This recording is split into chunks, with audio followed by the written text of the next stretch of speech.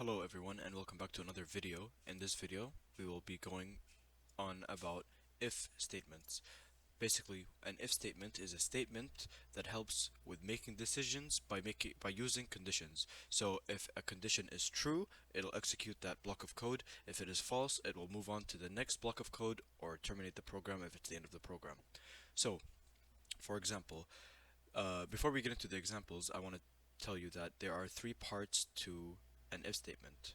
First, there is if. You can use it by itself, or you could also use if with else, or you could use if with else, but also with else if in between them. So, starting with if.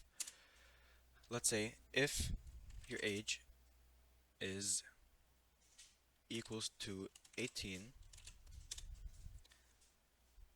print you have just become an adult. So basically, there's something I want to point out. First of all, wait, let me declare this variable. Age is equal to input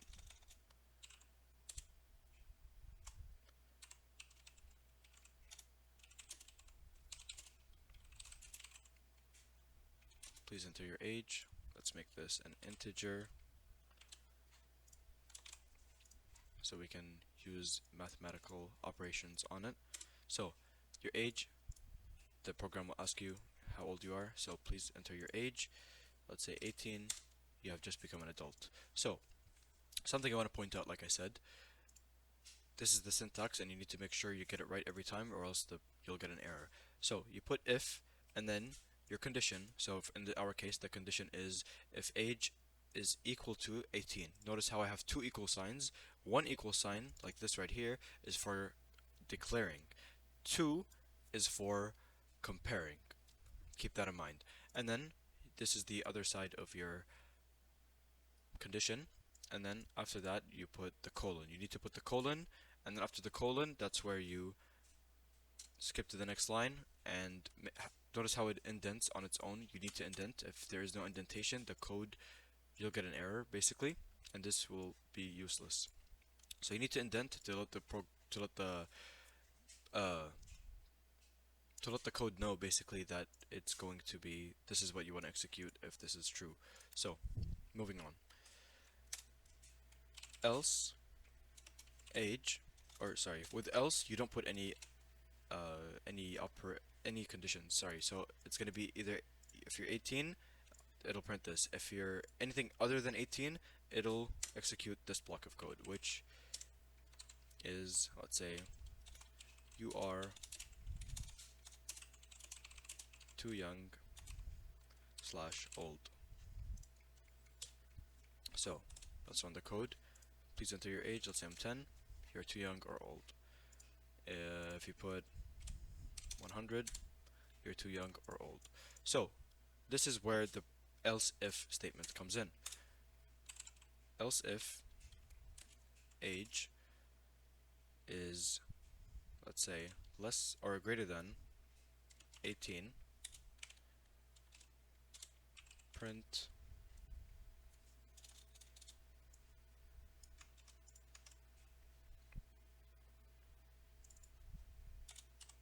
you're too old. If, or you can use as many else if statements as you want. So else if, gotta pay attention to the indentation. If age is less than 18, print you are too young.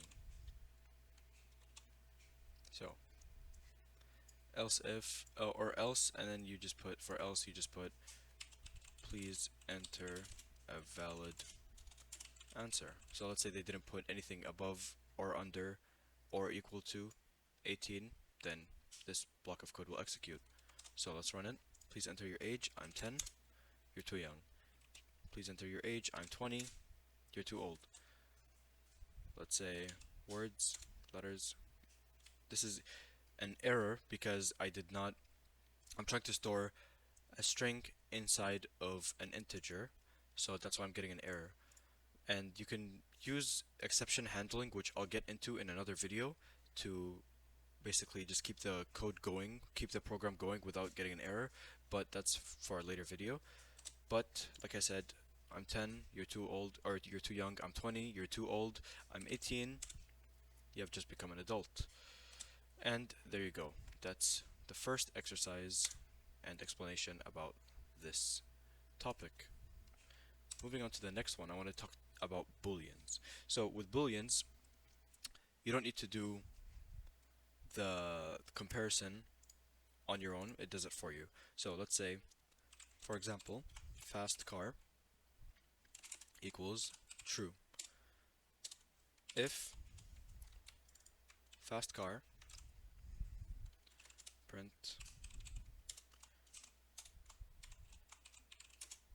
this car is fast. Yay. Else means basically if it's not true, then it has to be false. So else print this car is too slow. So this car is fast, yay, because it's true. If you set it to false, the other code will run. So that's about booleans in if statements.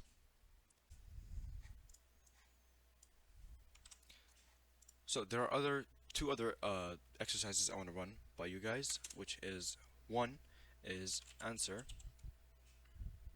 So for this, let me explain the code first. So for this, what I'm trying to do is ask a question. If the answer is yes, it'll do this. If it's no, it'll do that.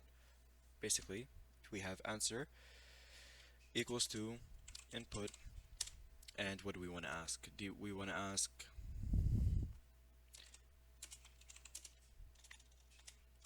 I like going to the gym, so do you like going to the gym? And then we can put in some options for the user to see. So he can answer either yes or no. So if his answer is equal to y, which means yes, print let's go.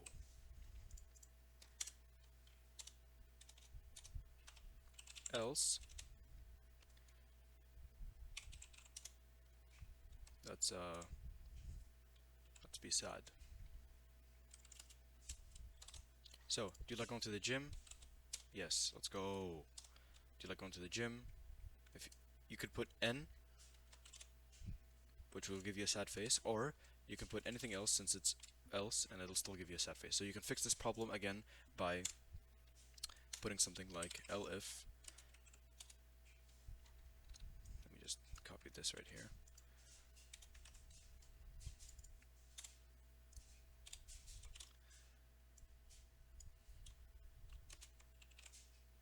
Else.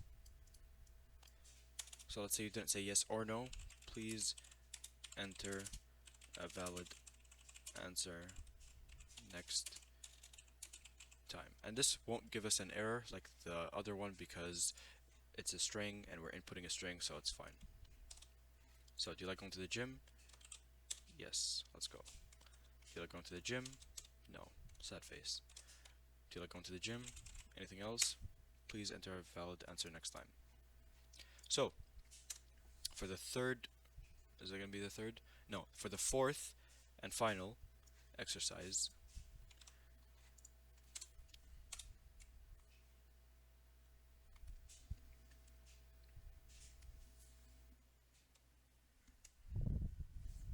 so this could be a way of exception handling. Let's say a program asks you to input your name. Please enter your name. So basically it'll ask you, please enter your name. After you enter it, it's going to be stored in this variable which is named name. So please enter your name. If name equal And then if you put empty quotes, that basically means that there's no that basically means it's an empty string. So if the name is an empty string, print you did not even enter a name, bruh. Else you can put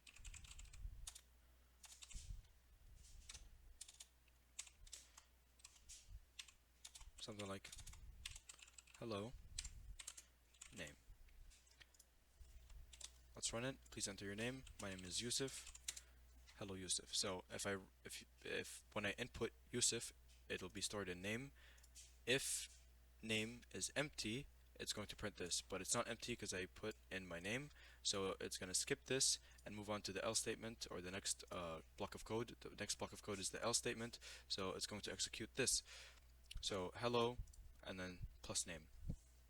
Or you could just do you could also do it like this, hello plus name. Same thing would happen. Let me just show you. Hello Yusuf. Okay, but keep in mind you have to add a space over here, or else it's just going to be the same word. Sorry. So that's why you gotta add a space here, or you could do it without a space and just add a comma, which is what I like to do. Makes my life easier. So let's try it again with empty. Please enter your name. No, you did not even enter a name, bruh. So there you have it. That's gonna be all for if statements. If you want, I will be having the code in the comments down below. I hope you learned something new today. Please like and subscribe, and have a great day.